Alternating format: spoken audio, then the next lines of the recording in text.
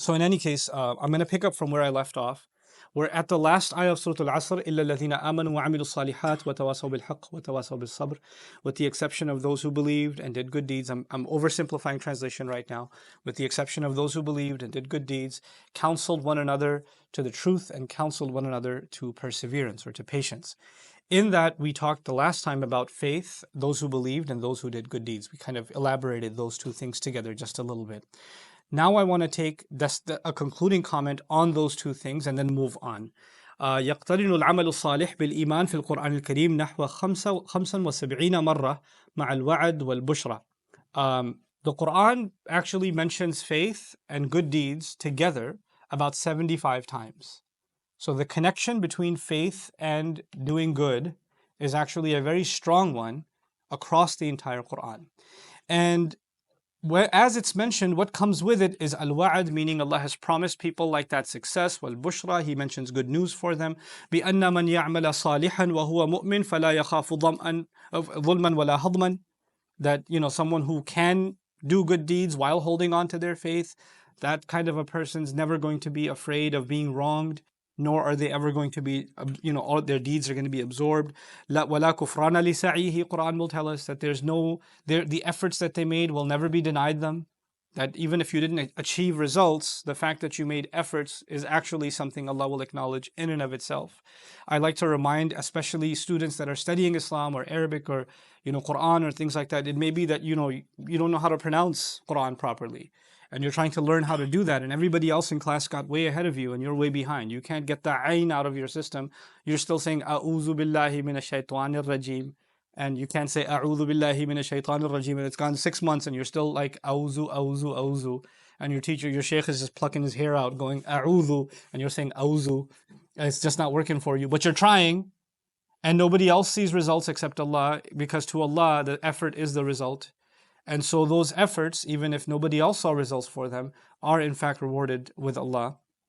وَلَا كُفْرَانَ لِسَعْيِهِ وَلَهُ جَزَاءً الْحُسْنَى. And by the way, on that note, I also wanted to mention people, even Muslims, can be very cruel. So they may not acknowledge things that you do. Like people, being appreciated is really, really hard. And for some reason, for Muslims, it's really hard to appreciate others. Very easy to criticize though, but really hard to appreciate. It's kind of a thing we have. Right, that's the only thing we have ijma' on, I think, in this ummah right now. Right, hard for us to appreciate, very easy for us to criticize. Right, to find fault in another, etc. But just because you do efforts, like you volunteered at a masjid or something, or helped out somewhere, and nobody thanked you, nobody acknowledged your efforts, nobody came up and kind of appreciated you, and you feel like, well, I'm not wanted here. I'm never going to do this again. Well, that's just the thing. Maybe Allah surrounded you with unappreciative people to make sure that you are clear to yourself. You never do this so that you're acknowledged by people, even though it feels good. And even though that's not a bad thing. The Prophet ﷺ would acknowledge people all the time. It's a sunnah of the Prophet ﷺ to acknowledge people, the efforts they make. That doesn't mess up their intentions. Like, some of us have this we're more religious than Islam itself. So we have this thing, you shouldn't appreciate someone or praise somebody because it'll go to their head and their intentions are going to get messed up, or they're going to, and somebody says, mashallah, good job to you, and you're like, astaghfirullah, I only do this for Allah. No. Like, chill out, dude. The Prophet ﷺ would praise, for example, the zuhud. Abu Dhar Ghifari, he'd praise his zuhud, he'd praise his spirituality.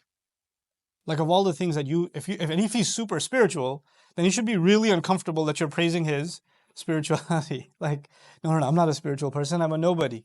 And he said, if anybody wants to see the spirituality of Jesus, they should look at him. That's what he said, sallallahu alaihi wasallam, about him, right? So that's a remarkable thing to say. But the idea is acknowledging others is actually a sunnah of the Prophet ﷺ. But on the other hand, if you're on the not so receiving end of it, you're doing stuff and it just never gets acknowledged. You do things for your family, it doesn't get acknowledged. You do things for your in-laws, it doesn't get acknowledged. You do things for friends and it doesn't get acknowledged. You did things for them all these years and none of it got acknowledged, as though you've done nothing for them. If that happens to you, doesn't matter. Whatever you did, Allah will never let any of that go to waste. وَلَا كُفْرَانَ لِسَعْيِهِ وَلَهُ جَزَاءً الْحُسْنَى وَحَيَاةٌ طَيِّبَةٌ. And such a person is going to have the most beautiful compensation that they can't even imagine. It's the superlative use, the most beautiful, and is going to be given a good life. May Allah grant us all a good life. And of course, what Bint Shati, I'm taking this straight out of Bint Shati's work, who's a genius when it comes to the study of the Quran. And what she does, what I really appreciate about her work, is that when she'll take a phrase in a surah of the Quran, she'll survey the entire Quran and see how does Allah use this phrase everywhere, and summarize it and say, well, here's how Allah talks about this. And she did that with الَّذِينَ آمَنُوا وَعَمِلُوا الصَّالِحَاتِ, like faith and good deeds. And she says, well, overall, here's how Allah talks about people who have faith and try to do good things. Here's what it is in one short paragraph. وَالَّذِينَ يُؤْمِنُونَ بِاللَّهِ وَيَعْبُدُونَ الصَّالِحَاتِ وَقَلِيلٌ مَا هُمْ. And so she's going to combine all of Allah's different commentaries from different places in one phrase. So I'll translate that for you. Those who believe in Allah and do good things, do the few good things asked of them, and how few they are, لا خوف عليهم ولا هم يحزنون. They're not going to have fear hovering over them, nor are they going to be the ones riddled with grief. لهم الدرجات العلى. They're going to have the highest of ranks. ولهم أجرهم عند ربهم. And they're going to have compensation that's their own, waiting for them with their master. ولهم أجر كريم عظيم كبير غير ممنون. And they're going to have noble compensation, meaning they'll be dignified as they're being given compensation. They're going to have a grand compensation, a massive compensation, one that will never be discontinued, a reward and an acknowledgement that will never go away. وَلَهُمْ مَغْفِرَةٌ وَرِزْقٌ كَرِيمٌ. And they're going to have forgiveness. They're going to have dignified provision, meaning their housing, their clothing, their food. All of it is going to be like an award ceremony for them. وَرِزْقٌ كَرِيمٌ وَلَا يَسْتَخْلِفَنَّهُمْ فِي الْأَرْضِ. And Allah will actually give them, He will establish them in the land, and He will leave them behind to take care of the earth. You know, Allah describes in some places that at the end of it all, it's only the يَرِثُهَا عِبَادِيَ الصَّالِحُونَ. The earth shall be inherited by my righteous slaves. So Allah will promise them eventual, victory in the land. وَيَزِيدُهُم مِّن فَضْلِهِ. And Allah will enhance them even from His own favor. وَسَيَجْعَلُ لَهُمُ الرَّحْمَنُ وُدًّا. One of my favorite benefits of being from this group of people, Allah will put Ar-Rahman, meaning the most loving, caring one, will place for them in the hearts of others intense love. Like Allah will make others love you. And that they won't even know where that love came from. It's not from them. Allah put that in their hearts. They will make dua for you. They will feel a softness towards you. And Allah sometimes does that even in the hearts of enemies of Allah. Allah put a love of Musa in the heart of Fir'aun. So this وَأَلْقَيْتُ عَلَيْكَ مَحَبَّةً مِّنِّي. I cast onto you a special love that comes from me. Meaning anybody who saw you just fell in love with you. Allah here says, سَيَجْعَلُ لَهُمُ الرَّحْمَنُ وَدًّا وَهُمْ خَيْرُ الْبَرِيَّةِ. And these are the best of all creatures. وَأَصْحَابُ الْجَنَّةِ وَطُوبَى لَهُمْ وَحُسْنُ مَآبٍ. And these are the best of all creatures. These are the people of heaven. Congratulations to them. طُوبَى لَهُمْ. And the best to them. وَحُسْنَ مَآبٍ. And what an amazing place to go back to. It's also interesting that in the Quran you find the opposite of faith is two things. The opposite of Iman is either shirk or it's kufr. Right? The opposite of Iman is either, people who believe and people who do shirk. Or people who believe versus people who disbelieve. So it's either the mu'minun, on the opposite end is either al-mushrikun or al-kafirun. Those are the two groups. But what's really remarkable about these deeds is that in a couple of places in the Quran, the opposite of shirk is actually people who do good deeds.